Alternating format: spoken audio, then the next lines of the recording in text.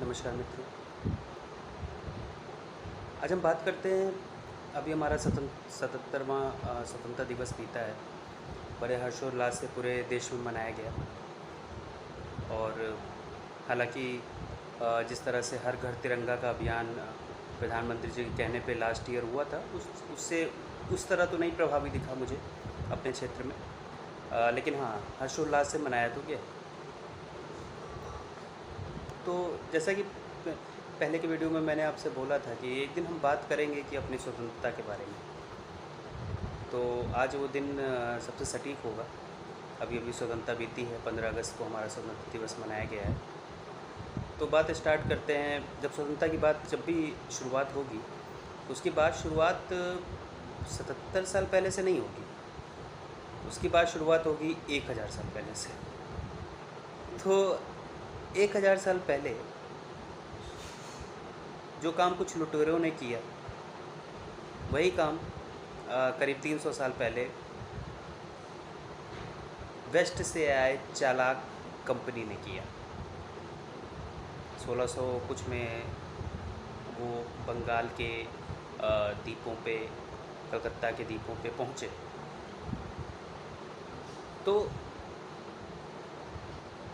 हालांकि दोनों में अंतर था। 1000 साल पहले जो आए थे वो कुछ लुटेरे थे जिन्होंने तलवार के बल पे लोगों की गर्दनें काटी और मंदिरों को लूटा, मंदिरों को विध्वंस किया और अपनी राजशाही बनाई। आगे चल के अब यहाँ पे तो सनातन धर्म, हिंदू धर्म को मानने वाले ही लोग थे।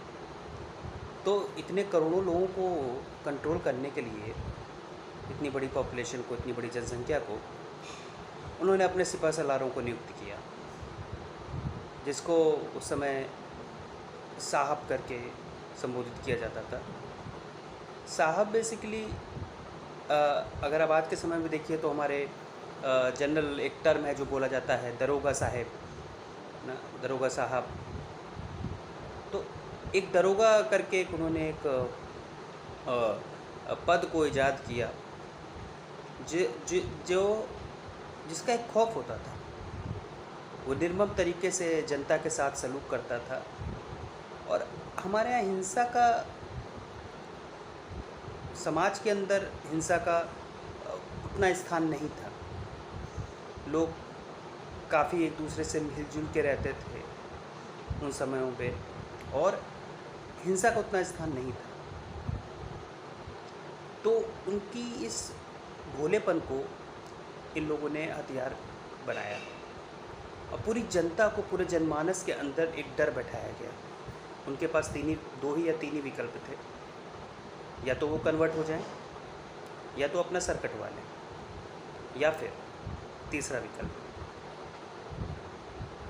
वो जजिया दें और नौकर से भी बदतर हालात से उन साहेब लोगों के आगे झुके रहे।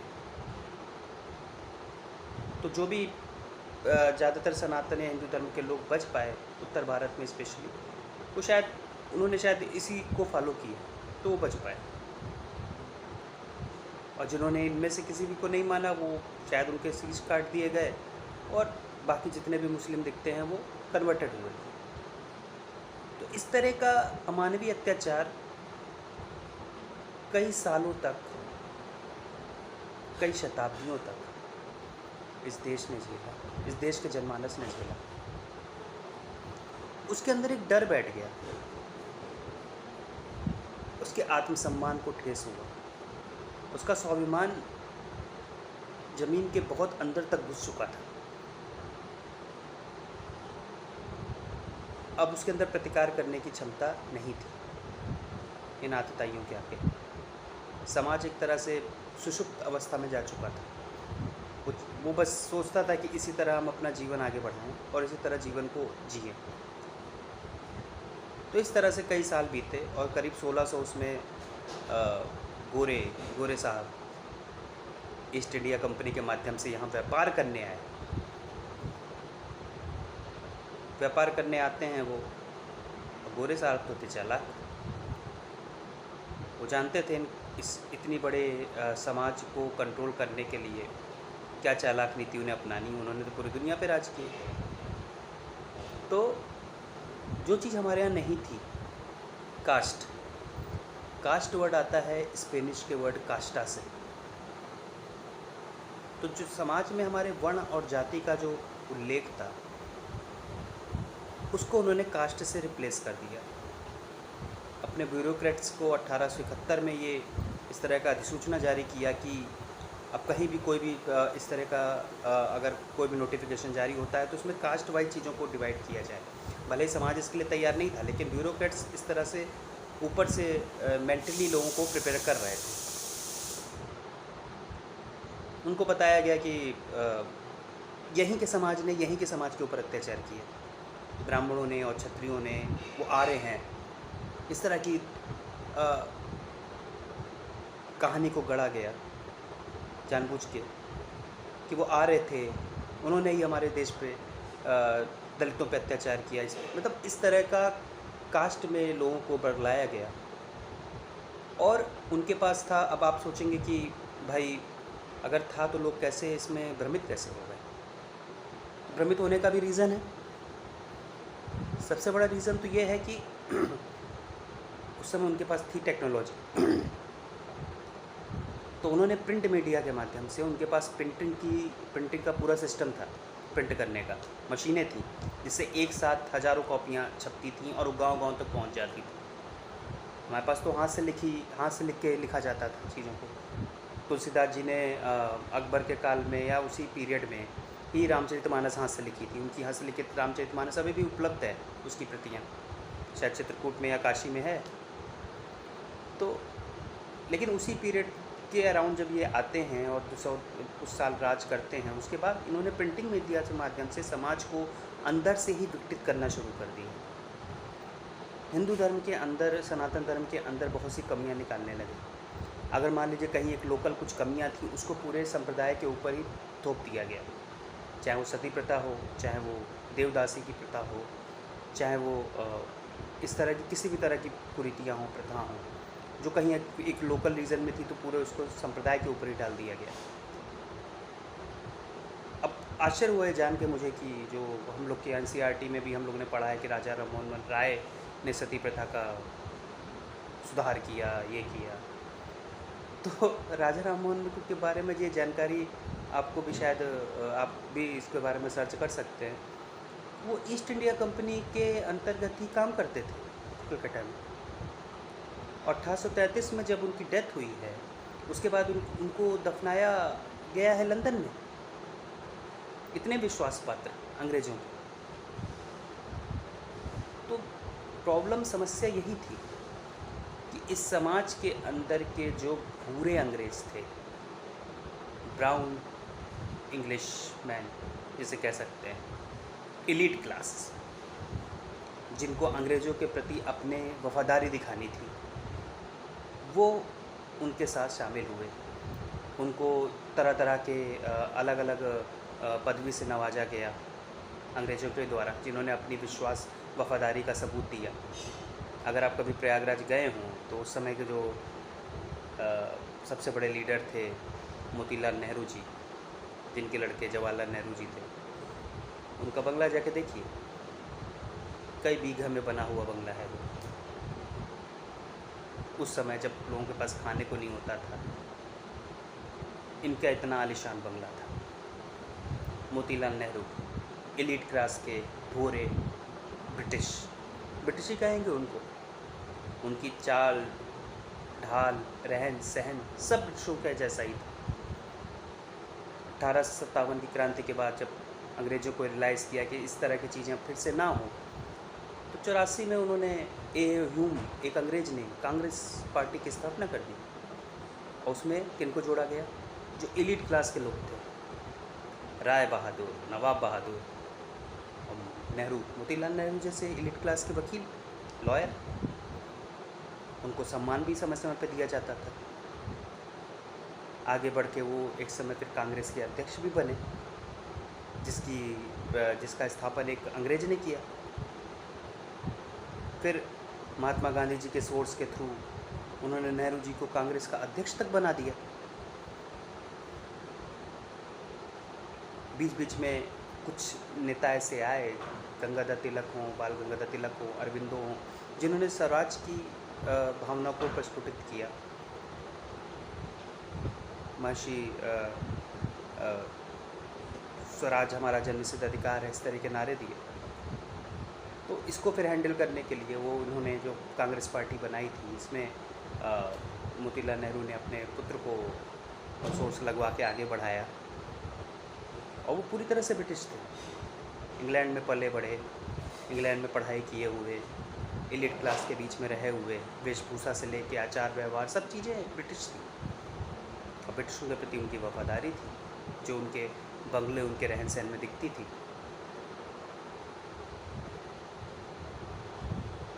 तो ऐसे एलिट क्लास ने देश का प्रतिनिधित्व किया। जब बीच में सुभाष बाबू जैसे लीडर आगे बढ़े, जिनकी लोगों के बीच में काफ़ी स्वीकार्यता थी, उसको भी धीरे धीरे किनारे कर दिया गया। हद तो ये हो गई कि 1948 में अंग्रेज़ों ने देश को स्वतंत्रता की बात करी, लेकिन अचानक से उन्होंने अपने पैतरे बदल के माउंटेन बेटन अचानक आते हैं, नेहरू जी से मिलते हैं, और एडवीना, जिनसे नेहरू जी के कुछ स्पेशल रिलेशन थे, शिमला में जाके उनके साथ वो विचरते हैं, घूमते फिरते हैं, और उनको सहमत कराती हैं कि हाँ, देश का विभाजन ही इस देश का सही स्वतंत्रता का वो होगा। अब वो एग्री भी करते हैं इस बात से। और 15 में से 12 लोगों के वोट के बावजूद सरदार पटेल इस देश के स्वतंत्र भारत के प्रधानमंत्री नहीं बन पाते हैं। एक वोट भी नेहरू जी को नहीं मिलता है उसमें। ये दुर्भाग्य था इस देश का। इस तरह के लोगों का इस देश पे स्थान बढ़ता ही चला गया। और फिर उसके बाद आप मोहम्मद अली जिन्ना के रूप में एक नया कल्टीवेशन होता है। 1920 से इस देश में मुस्लिमों के लिए अलग राष्ट्र की मांग बलवती होती है। 1921 या 22 में केरला में मोपला का कांड होता है, जिसमें हज़ारों हिंदुओं की हत्या होती है। किस लिए? तुर्की में खलीफा बदलने के कारण। 1946 में मोहम्मद अली जिन्ना के कहने से बंगाल में हिंदुओं का नरसंहार होता है। यही तो चाहते थे अंग्रेज, गोरे साहब। इस देश को एक सिविल वार की स्थिति में छोड़ के, डिवाइड करके, हमारे नेता क्या कर रहे थे उस वक्त? सिविल वार की स्थिति में करके चले जाते हैं। डिवीज़न के समय देश में जो दंगे होते हैं, उसमें 10 लाख से ऊपर लोग मारे जाते हैं। कितनों को तो पता ही नहीं चला।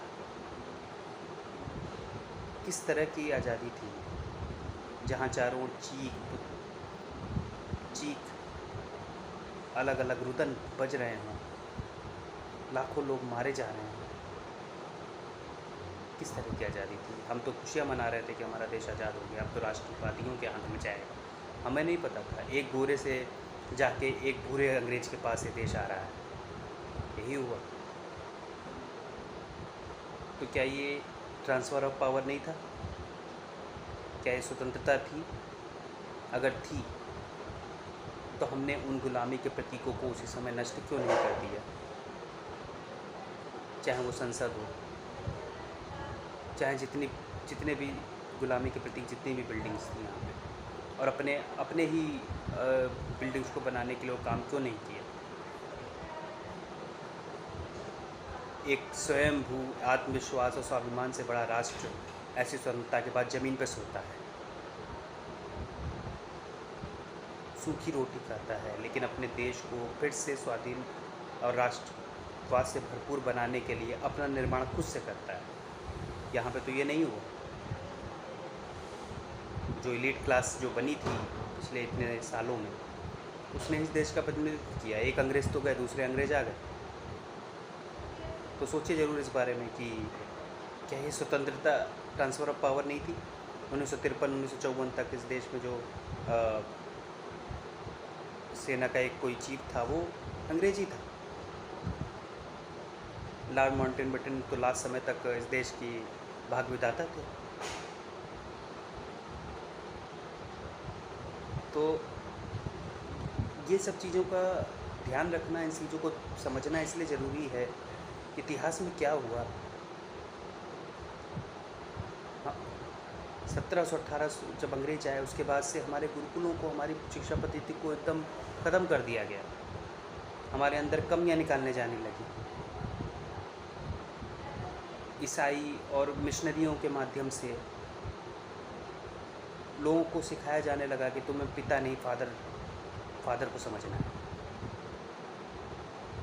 फिर एक बच्चा जो मिशनरियों के द्वारा ले जाया गया, वो जब कुछ सालों बाद आता है तो वो अपनी संस्कृति को हे दृष्टि से देखता है।